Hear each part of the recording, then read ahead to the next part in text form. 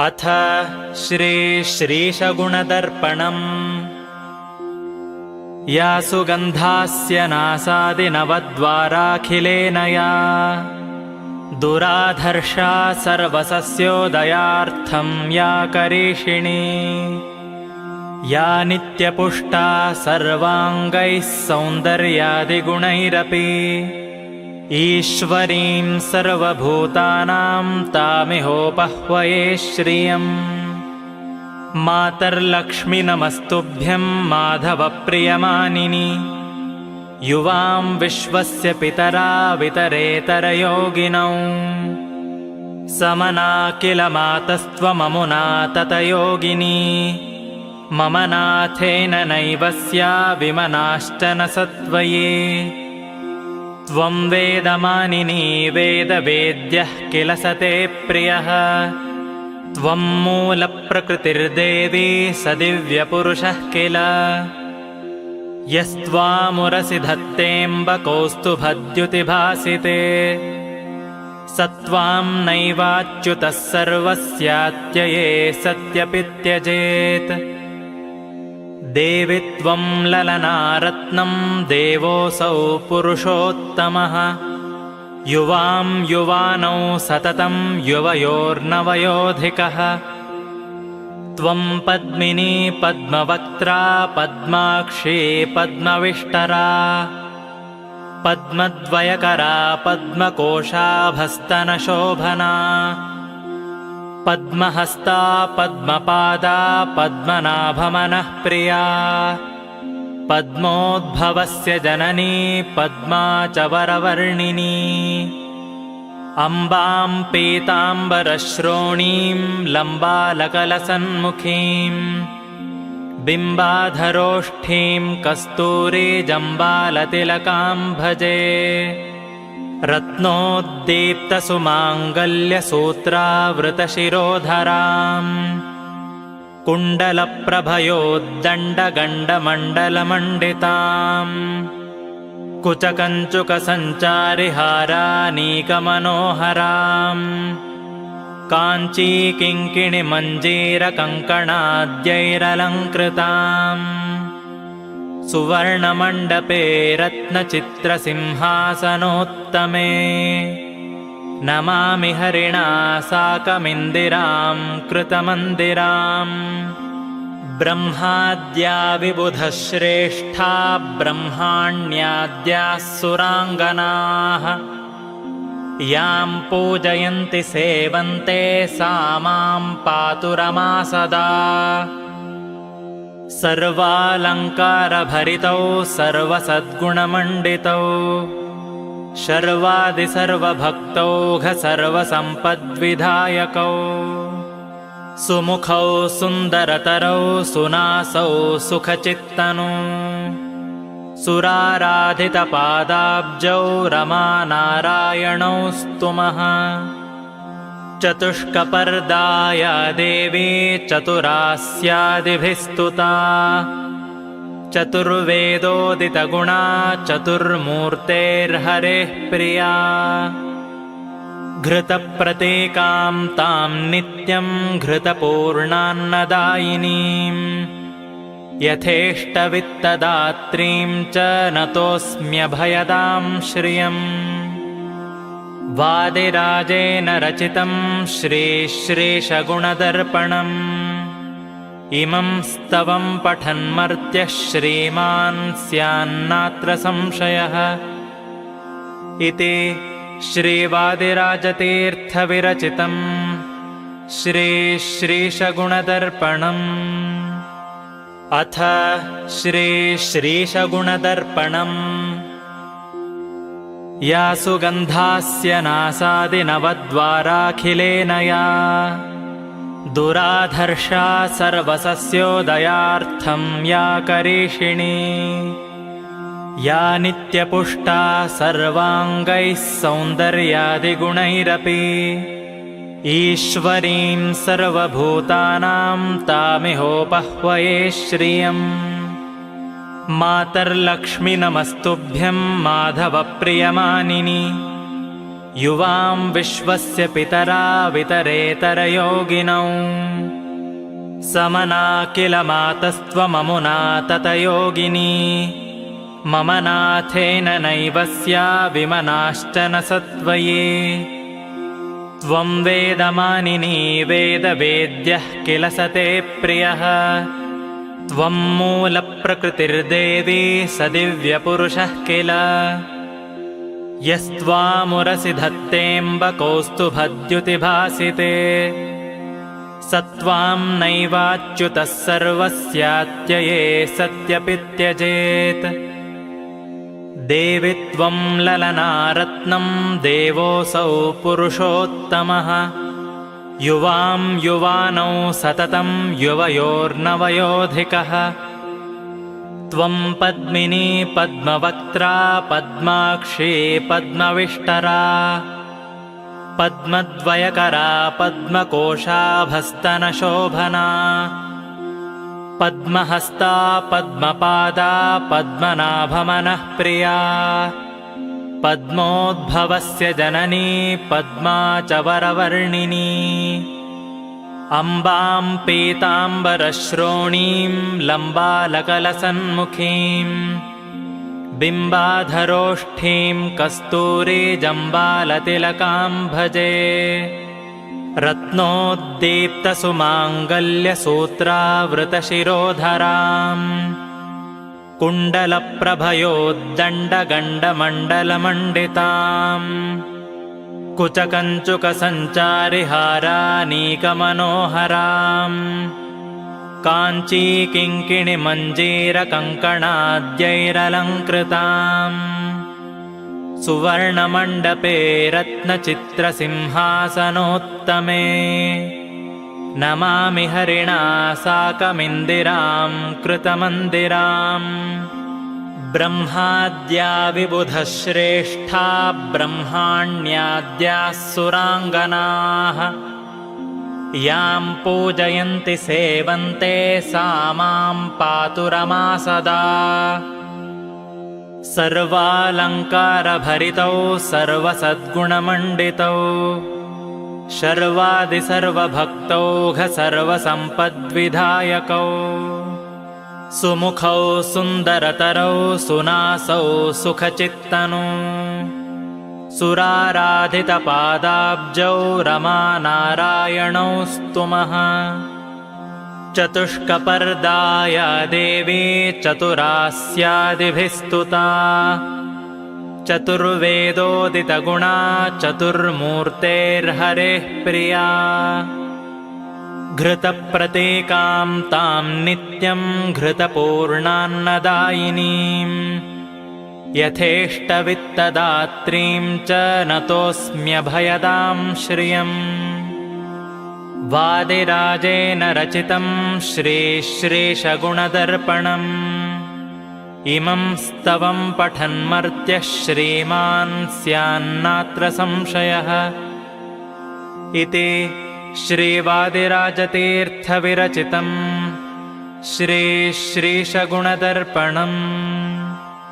अथ श्रीश्रीशगुणदर्पणम्। या सुगन्धास्य नासादिनवद्वाराखिलेन या दुराधर्षा सर्वसस्योदयार्थं या करीषिणी या नित्यपुष्टा सर्वाङ्गैः सौन्दर्यादिगुणैरपि ईश्वरीं सर्वभूतानां तामिहोपह्वये श्रियम्। मातर्लक्ष्मि नमस्तुभ्यं माधवप्रियमानिनि युवां विश्वस्य पितरा वितरेतरयोगिनौ समना किल मातस्त्वममुना ततयोगिनी मम नाथेन नैव स्या विमनाश्च न सत्त्वये त्वं वेदमानिनी वेदवेद्यः किल स ते प्रियः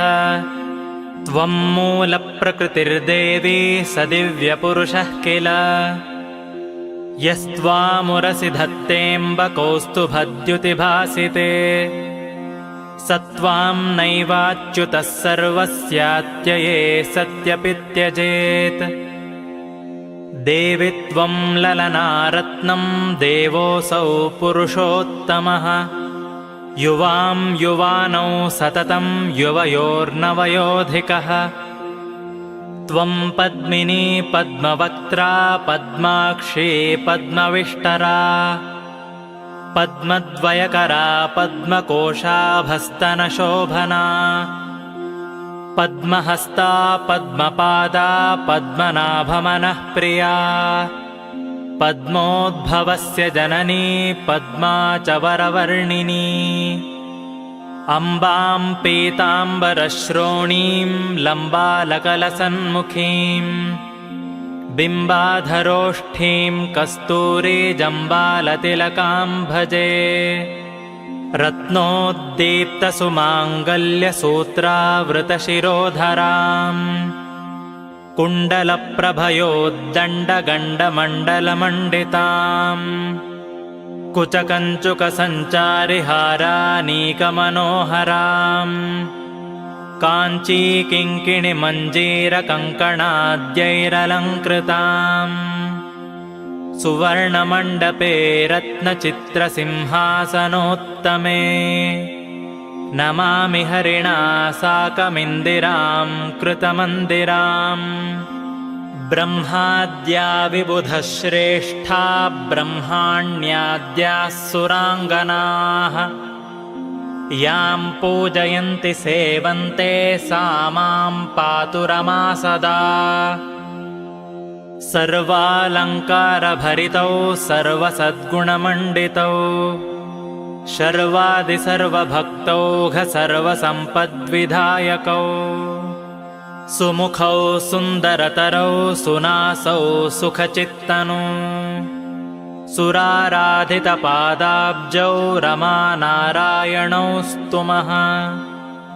चतुष्कपर्दाया देवी चतुरास्यादिभिः स्तुता चतुर्वेदोदितगुणा चतुर्मूर्तेर्हरेः प्रिया घृतप्रतीकां तां नित्यं घृतपूर्णान्नदायिनीं यथेष्टवित्तदात्रीं च नतोऽस्म्यभयदां श्रियम् वादिराजेन रचितं श्रीश्रीशगुणदर्पणम् इमं स्तवं पठन्मर्त्यः श्रीमान् स्यान्नात्र संशयः इति श्रीवादिराजतीर्थविरचितं श्रीश्रीशगुणदर्पणम् अथ श्रीश्रीशगुणदर्पणम्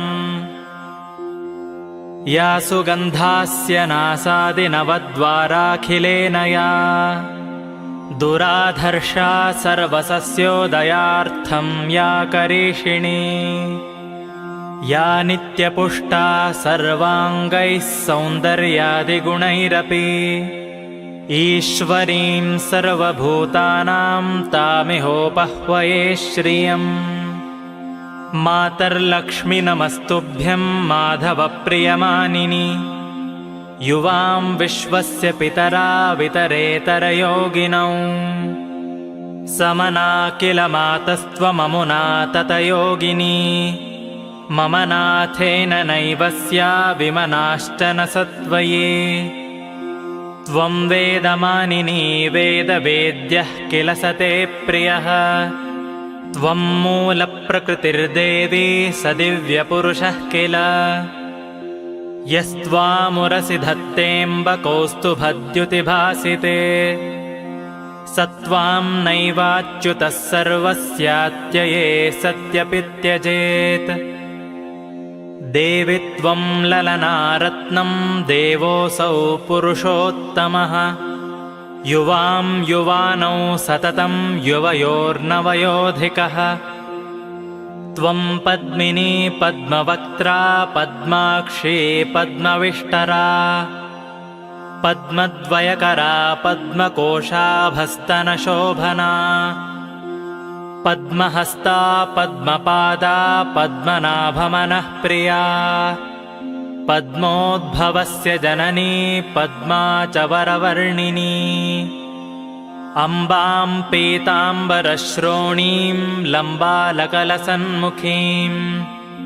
बिम्बाधरोष्ठीं कस्तूरीजम्बालतिलकां भजे। रत्नोद्दीप्तसुमाङ्गल्यसूत्रावृतशिरोधराम् कुण्डलप्रभयोद्दण्डगण्डमण्डलमण्डिताम् कुचकञ्चुकसञ्चारिहारानीकमनोहराम् काञ्चीकिङ्किणिमञ्जीरकङ्कणाद्यैरलङ्कृताम् सुवर्णमण्डपे रत्नचित्रसिंहासनोत्तमे नमामि हरिणा साकमिन्दिरां कृतमन्दिराम्। ब्रह्माद्या विबुधश्रेष्ठा ब्रह्माण्याद्याः सुराङ्गनाः यां पूजयन्ति सेवन्ते सा मां पातु रमा सदा। सर्वालङ्कारभरितौ सर्वसद्गुणमण्डितौ शर्वादिसर्वभक्तौघ सर्वसम्पद्विधायकौ सुमुखौ सुन्दरतरौ सुनासौ सुखचित्तनौ सुराराधितपादाब्जौ रमानारायणौ स्तुमः। चतुष्कपर्दाया देवी चतुरास्यादिभिः स्तुता चतुर्वेदोदितगुणा चतुर्मूर्तेर्हरेः प्रिया। घृतप्रतीकां तां नित्यं घृतपूर्णान्नदायिनीं यथेष्टवित्तदात्रीं च नतोऽस्म्यभयदां श्रियम्। वादिराजेन रचितं श्रीश्रीशगुणदर्पणम् इमं स्तवं पठन्मर्त्यः श्रीमान् स्यान्नात्र संशयः। इति श्रीवादिराजतीर्थविरचितं श्रीश्रीशगुणदर्पणम्। अथ श्रीश्रीशगुणदर्पणम्। या सुगन्धास्य नासादिनवद्वाराखिलेन या दुराधर्षा सर्वसस्योदयार्थं या करीषिणी या नित्यपुष्टा सर्वाङ्गैः सौन्दर्यादिगुणैरपि ईश्वरीं सर्वभूतानां तामिहोपह्वये श्रियम्। मातर्लक्ष्मि नमस्तुभ्यं माधवप्रियमानिनि युवां विश्वस्य पितरा वितरेतरयोगिनौ समना किल मातस्त्वममुना ततयोगिनी मम नाथेन नैव स्या विमनाश्च न सत्त्वये। त्वं वेदमानिनी वेदवेद्यः किल सते प्रियः त्वं मूलप्रकृतिर्देवी सदिव्यपुरुषः किल यस्त्वामुरसि धत्तेऽम्ब कौस्तुभद्युतिभासिते स त्वां नैवाच्युतः सर्वस्यात्यये सत्यपि त्यजेत्। देवि त्वं ललनारत्नं देवोऽसौ पुरुषोत्तमः युवां युवानौ सततं युवयोर्नवयोधिकः। त्वं पद्मिनी पद्मवक्त्रा पद्माक्षी पद्मविष्टरा पद्मद्वयकरा पद्मकोशाभस्तनशोभना पद्महस्ता पद्मपादा पद्मनाभमनःप्रिया पद्मोद्भवस्य जननी पद्मा च वरवर्णिनी। अम्बां पीताम्बरश्रोणीं लम्बालकलसन्मुखीं बिम्बाधरोष्ठीं कस्तूरीजम्बालतिलकां भजे। रत्नोद्दीप्तसुमाङ्गल्यसूत्रावृतशिरोधराम् कुण्डलप्रभयोद्दण्डगण्डमण्डलमण्डिताम्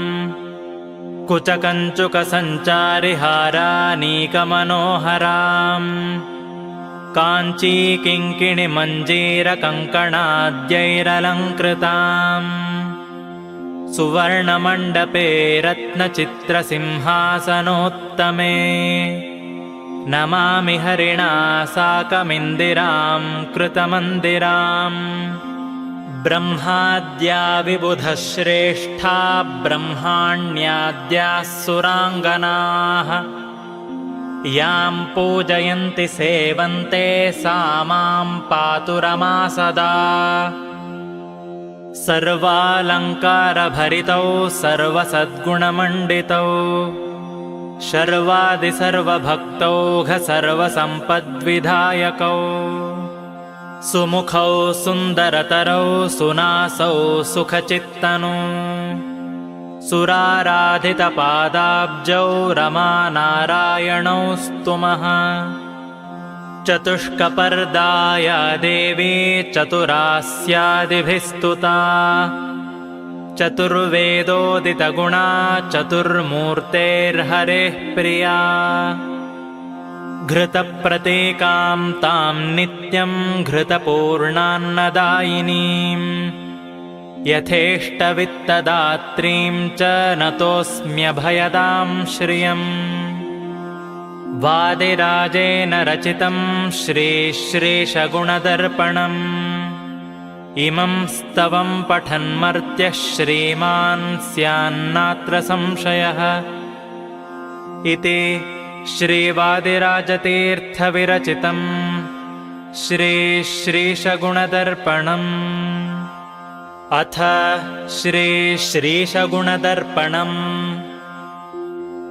या सुगन्धास्य नासादिनवद्वाराखिलेन या दुराधर्षा सर्वसस्योदयार्थं या करीषिणी या नित्यपुष्टा सर्वाङ्गैः सौन्दर्यादिगुणैरपि ईश्वरीं सर्वभूतानां तामिहोपह्वये श्रियम् मातर्लक्ष्मि नमस्तुभ्यं माधवप्रियमानिनि युवां विश्वस्य पितरा वितरेतरयोगिनौ समना किल मातस्त्वममुना ततयोगिनी मम नाथेन नैव स्या विमनाश्च न सत्त्वये त्वं वेदमानिनी वेदवेद्यः किल स ते प्रियः त्वं मूलप्रकृतिर्देवी स दिव्यपुरुषः किल यस्त्वामुरसि धत्तेऽम्ब कौस्तुभद्युतिभासिते स त्वां नैवाच्युतः सर्वस्यात्यये सत्यपि त्यजेत् देवि त्वं ललनारत्नं देवोऽसौ पुरुषोत्तमः युवां युवानौ सततं युवयोर्नवयोधिकः त्वं पद्मिनी पद्मवक्त्रा पद्माक्षी पद्मविष्टरा पद्मद्वयकरा पद्मकोशाभस्तनशोभना पद्महस्ता पद्मपादा पद्मनाभमनःप्रिया पद्मोद्भवस्य जननी पद्मा च वरवर्णिनी अम्बां पीताम्बरश्रोणीं लम्बालकलसन्मुखीं बिम्बाधरोष्ठीं कस्तूरीजम्बालतिलकां भजे रत्नोद्दीप्तसुमाङ्गल्यसूत्रावृतशिरोधराम् कुण्डलप्रभयोद्दण्डगण्डमण्डलमण्डिताम् कुचकञ्चुकसञ्चारिहारानीकमनोहराम् काञ्चीकिङ्किणिमञ्जीरकङ्कणाद्यैरलङ्कृताम् सुवर्णमण्डपे रत्नचित्रसिंहासनोत्तमे नमामि हरिणा साकमिन्दिरां कृतमन्दिराम् ब्रह्माद्या विबुधः श्रेष्ठा ब्रह्माण्याद्याः सुराङ्गनाः यां पूजयन्ति सेवन्ते सा मां पातु रमा सदा सर्वालङ्कारभरितौ सर्वसद्गुणमण्डितौ शर्वादिसर्वभक्तौघ सर्वसम्पद्विधायकौ सुमुखौ सुन्दरतरौ सुनासौ सुखचित्तनौ सुराराधितपादाब्जौ रमानारायणौ स्तुमः चतुष्कपर्दाया देवी चतुरास्यादिभिस्तुता चतुर्वेदोदितगुणा चतुर्मूर्तेर्हरेः प्रिया घृतप्रतीकां तां नित्यं घृतपूर्णान्नदायिनीं यथेष्टवित्तदात्रीं च नतोऽस्म्यभयदां श्रियम् वादिराजेन रचितं श्रीश्रीशगुणदर्पणम् इमं स्तवं पठन्मर्त्यः श्रीमान् स्यान्नात्र संशयः इति श्रीवादिराजतीर्थविरचितं श्रीश्रीशगुणदर्पणम्। अथ श्रीश्रीशगुणदर्पणम्। या सुगन्धास्य नासादिनवद्वाराखिलेन या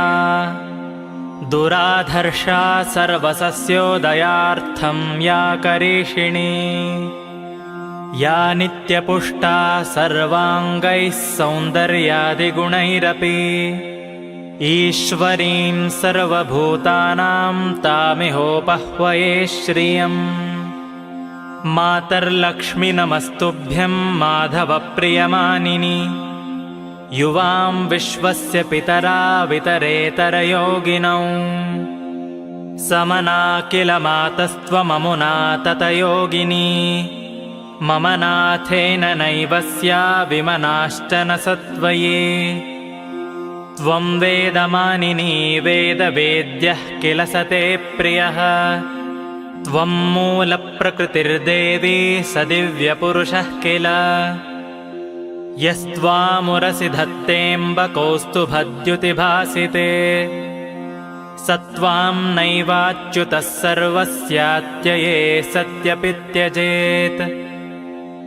देवि त्वं ललनारत्नं देवोऽसौ पुरुषोत्तमः युवां युवानौ सततं युवयोर्नवयोधिकः त्वं पद्मिनी पद्मवक्त्रा पद्माक्षी पद्मविष्टरा पद्मद्वयकरा पद्मकोशाभस्तनशोभना पद्महस्ता पद्मपादा पद्मनाभमनःप्रिया पद्मोद्भवस्य जननी पद्मा च वरवर्णिनी अम्बां पीताम्बरश्रोणीं लम्बालकलसन्मुखीं बिम्बाधरोष्ठीं कस्तूरीजम्बालतिलकां भजे रत्नोद्दीप्तसुमाङ्गल्यसूत्रावृतशिरोधराम् कुण्डलप्रभयोद्दण्डगण्डमण्डलमण्डिताम् कुचकञ्चुकसञ्चारिहारानीकमनोहराम् काञ्चीकिङ्किणिमञ्जीरकङ्कणाद्यैरलङ्कृताम् सुवर्णमण्डपे रत्नचित्रसिंहासनोत्तमे नमामि हरिणा साकमिन्दिरां कृतमन्दिराम्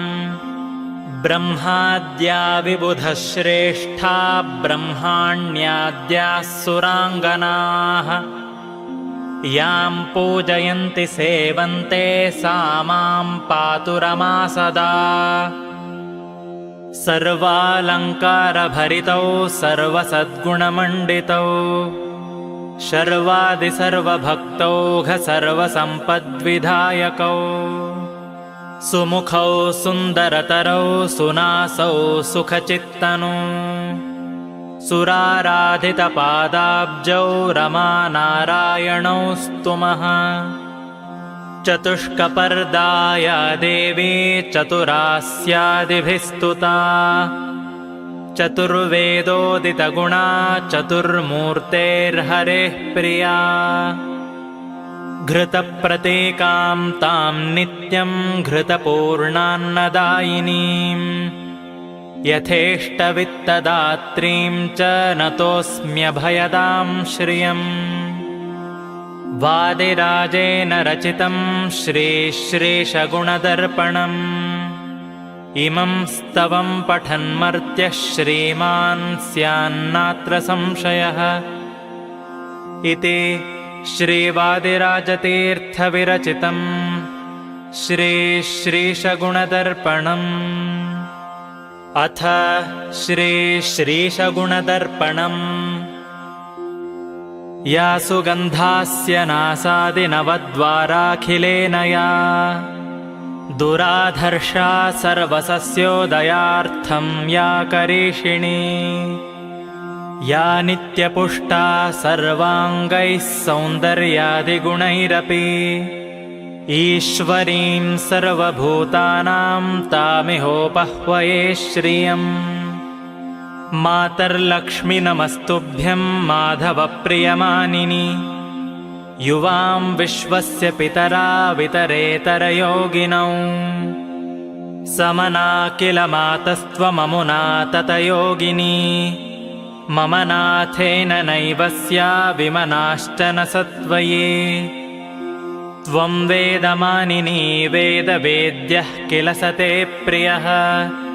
त्वं मूलप्रकृतिर्देवी स दिव्यपुरुषः किल यस्त्वामुरसि धत्तेऽम्ब कौस्तुभद्युतिभासिते स त्वां नैवाच्युतः सर्वस्यात्यये सत्यपि त्यजेत् देवि त्वं ललनारत्नं देवोऽसौ पुरुषोत्तमः युवां युवानौ सततं युवयोर्नवयोधिकः त्वं पद्मिनी पद्मवक्त्रा पद्माक्षी पद्मविष्टरा पद्मद्वयकरा पद्मकोशाभस्तनशोभना पद्महस्ता पद्मपादा पद्मनाभमनःप्रिया पद्मोद्भवस्य जननी पद्मा च वरवर्णिनी अम्बां पीताम्बरश्रोणीं लम्बालकलसन्मुखीं बिम्बाधरोष्ठीं कस्तूरीजम्बालतिलकां भजे रत्नोद्दीप्तसुमाङ्गल्यसूत्रावृतशिरोधराम् कुण्डलप्रभयोद्दण्डगण्डमण्डलमण्डिताम् कुचकञ्चुकसञ्चारिहारानीकमनोहराम् काञ्चीकिङ्किणिमञ्जीरकङ्कणाद्यैरलङ्कृताम् सुवर्णमण्डपे रत्नचित्रसिंहासनोत्तमे नमामि हरिणा साकमिन्दिरां कृतमन्दिराम् ब्रह्माद्या विबुधश्रेष्ठा ब्रह्माण्याद्याः सुराङ्गनाः यां पूजयन्ति सेवन्ते सा मां पातु रमा सदा सर्वालङ्कारभरितौ सर्वसद्गुणमण्डितौ शर्वादिसर्वभक्तौघ सर्वसम्पद्विधायकौ सुमुखौ सुन्दरतरौ सुनासौ सुखचित्तनौ सुराराधितपादाब्जौ रमानारायणौ स्तुमः चतुष्कपर्दाया देवी चतुरास्यादिभिः स्तुता चतुर्वेदोदितगुणा चतुर्मूर्तेर्हरेः प्रिया घृतप्रतीकां तां नित्यं घृतपूर्णान्नदायिनीं यथेष्टवित्तदात्रीं च नतोऽस्म्यभयदां श्रियम् वादिराजेन रचितं श्रीश्रीशगुणदर्पणम् इमं स्तवं पठन्मर्त्यः श्रीमान् स्यान्नात्र संशयः। इति श्रीवादिराजतीर्थविरचितं श्रीश्रीशगुणदर्पणम्।